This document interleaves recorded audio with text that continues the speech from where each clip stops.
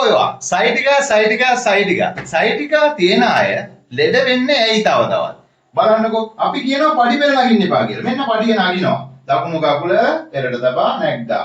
දැන් මේ කකුල ගන්න කලින් බර වෙන්නේ කොකටද? මේ පැත්තේ මෙන්න බලන්න වලලු කර ධනේ සංදිය හිප් ජොයින්ට් එක. නේද? මේ ඊළඟට එල් අස්ටි ටික. මේ ටිකට බර කරලා තමයි අමාරුවෙන් නගින්නේ. ඊට පස්සේ තියන්නේ මේකට නෙවෙයි. ඊළඟ එකට තියනකොට තියලා ගන්නකොට ආයෙ එන්නේ කොකටද? මේකට බර එන්නේ.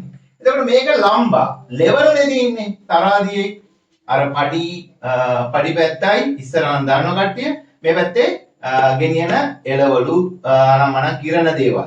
එතකොට මේක හරියටම ලෙවල් එකට තියෙන්න ඕන.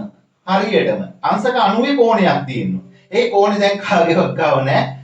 බර උස්සලා හිටගෙන ඉඳලා වැඩි වෙලා. ඉතින් එතකොට අපි දැන් සුව කරපු ගමන් කියන්නේ පඩි